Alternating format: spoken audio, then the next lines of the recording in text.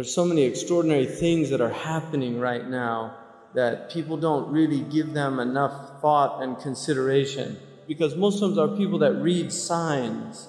We're people that read signs. Our book is a book of signs. It's a book of ayat. And Allah subhanahu wa ta'ala gives His prophets ayat.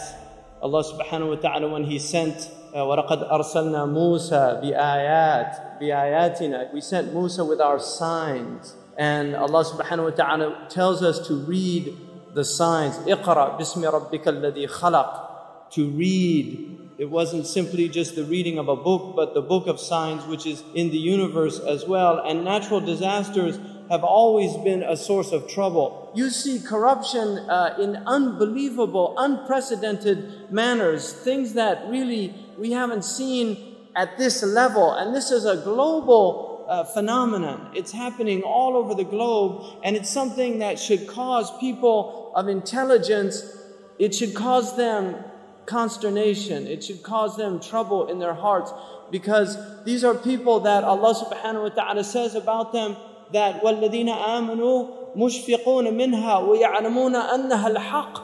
That the people who believe are concerned about the signs of the hour, the signs of the last days. They're concerned about it, and they know that it's true from their Lord.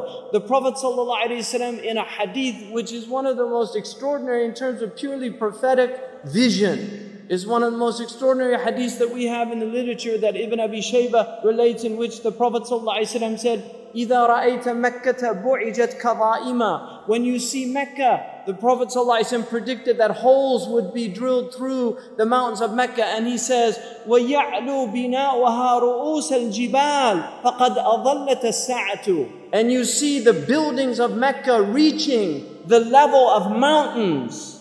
You see the buildings of Mecca reaching the levels of mountains. He said, know that the shade of the hour has encompassed the planet.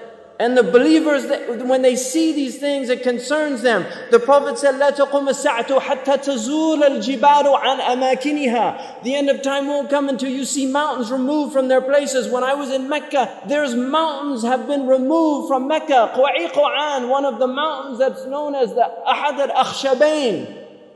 When the angels came to the Prophet ﷺ and they asked him if he wanted to see the mountains, that they would يطبقهما على Quraysh.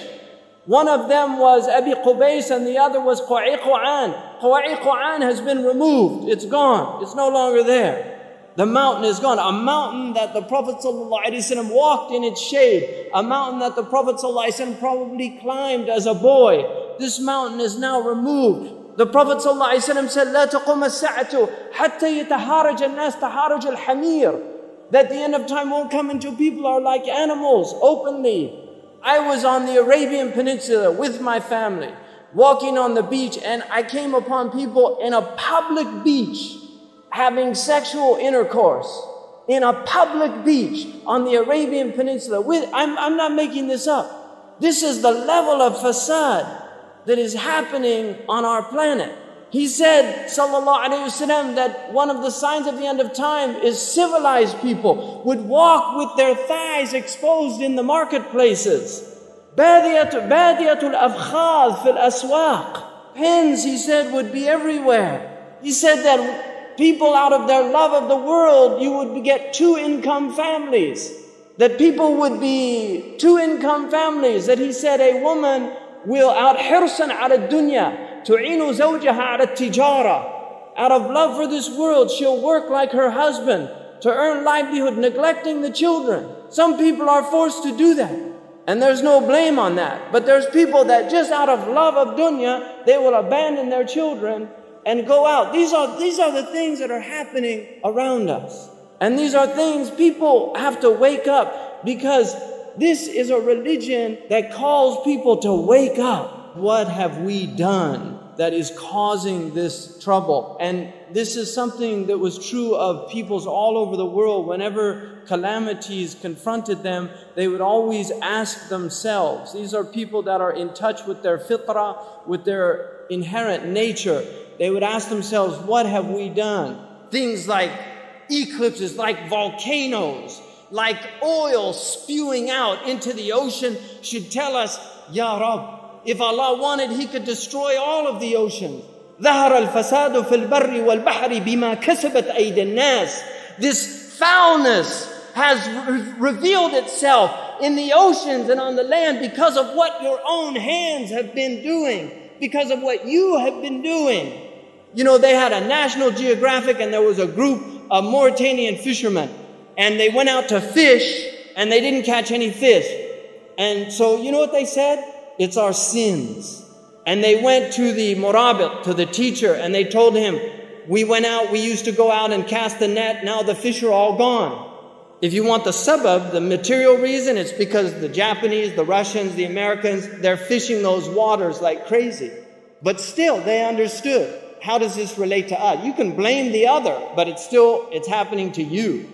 And he told them to make tawbah. This is on the documentary itself. He told them to make tawbah, to ask Allah. And they did that. And then they went out, cast their nets, and fish came into the net. That's fitrah people. Those are people of fitrah. The United Nations announced that the fish are going. And this is Ibn Abbas in the tafsir of the verse, ظهر الفساد in Surah Al-Rum, that the corruption has revealed itself in the land and on the sea. He said in the sea, the diminishment of fish because of the sins of people. And this is something that human beings have now completely forgotten. We have spiritual Alzheimer's disease. That's what the humanity is suffering from, a type of spiritual Alzheimer's disease. We've forgotten who we are, who we belong to, where we've come from, where we're going, what we should be doing in the meantime. This is the state of humanity wherever you go.